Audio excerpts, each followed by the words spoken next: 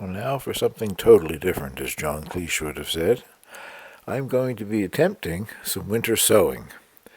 The various varieties of seeds that you see there all require what they call scarification, a fancy word which means that they need to go through a cold period to get the best germination out of them.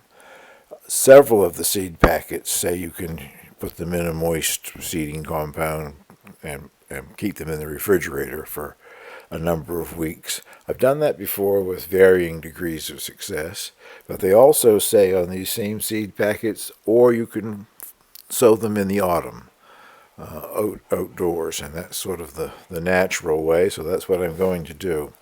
Most of the things that I'm planting are native wildflowers, and I got them from a Canadian seed company called wildflowerseeds.ca, if anybody's interested.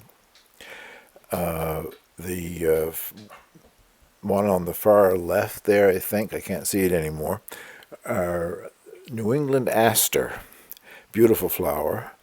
I don't see it here on the island.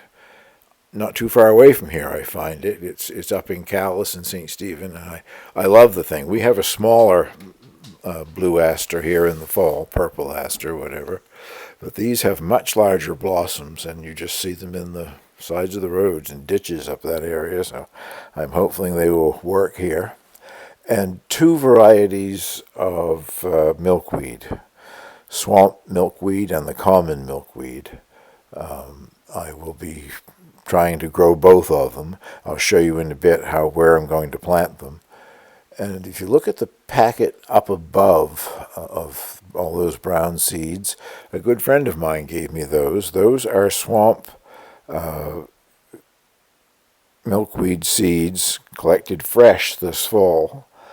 And I plan to go around my property and select some places where I can dig a little bit in some topsoil and plant all of those, and hopefully they will come up and germinate. And at the bottom there, there's 3 packets which are primulas, candelabra primulas. Each one of the 3 packets has a different Latin name, but they're all candelabra primulas, which are the tall variety. And they sort of bloom in circles as it goes up the stem. They're beautiful. I selected the 3 varieties just to get 3 different colors, and I'll show you pictures of them here in a minute. The asters and the primulas are both very tiny seeds. So my method of planting them, I will put the seeds in some moist potting mixture in these little stainless steel bowls, as you can see, which happen to have tightly fitting covers. And then I'll shake it up really well to get them distributed amongst that. And then I will be scattering that soil on the top of some of my 10-gallon pots that I planted, mostly had squash in them, I think, this summer, different varieties of squash. And then press that down on the surface to get good contact. The asters, that's a generous amount of seeds, so I'm quite pleased with that. The 3 packets of primulas have very few seeds in each packet, so I'm going to combine them all into the one container rather than trying to separate them out, because, as I've said, I just bought the 3 different kinds to get some more colors, that's all. So I will take you out shortly and show you how I'm going to be doing this outside of my house in the garden where I had things planted this summer. But right now, let's take a look at close-up pictures of some of these plants. This is the common milkweed, a very pretty flower. A bit of difference between it and the swamp milkweed, which I'll show you shortly. But before someone starts screaming, but they're invasive, I'm well aware of that. I don't consider any wildflower to be invasive. Hopefully they spread, and the more they spread, the better. The idea is to put some plants out there with flowers on them that the butterflies can enjoy. Well, these are the swamp marigolds, a much darker color. Should provide some nice contrast if I manage to get them both to germinate and plant them close together anyway. I've said that I'm going to be planting these out in the 10-gallon pots that I grew squash in this past summer. I don't intend to leave them in there.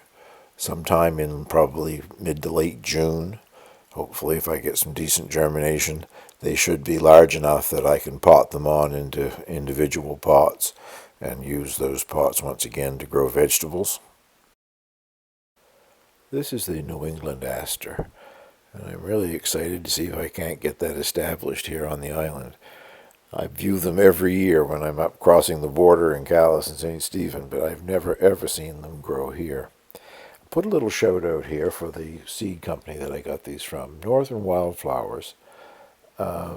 They give you a very generous amount of seeds, $4 a packet, which is pretty much standard almost everywhere, $3.95, $4 for a package of seeds, but the quantity is excellent. And what really impressed me about them is their shipping charges.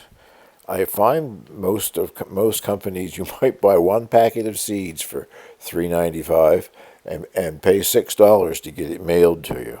They charge $3. And they're a small enough company that they still actually use postage stamps, so I was able to look on the envelope.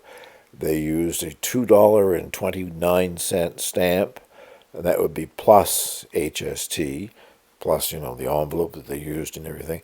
They're not gouging or trying to make a profit anyway off of the shipping charges. So go have a look at their website. I was very impressed with it.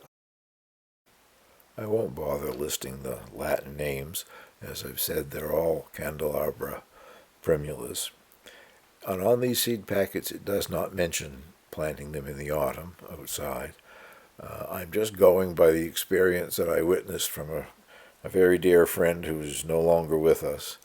He loved all sorts of primulas and had a lot of the candelabra primulas in his garden, and there were always numerous seedlings around them that came up from seeds that were dropped the previous year. So that is my hope here anyway, that these will germinate for me if I plant them outside.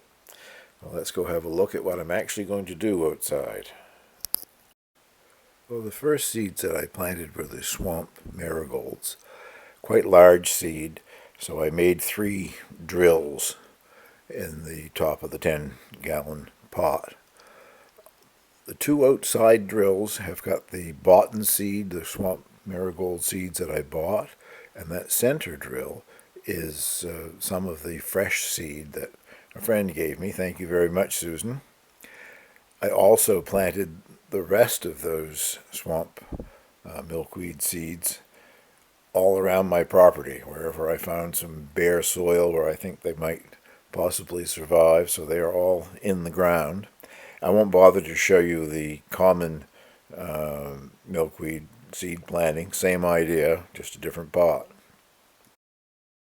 This is planting the primula seeds, I think, but I did the aster seeds the same way.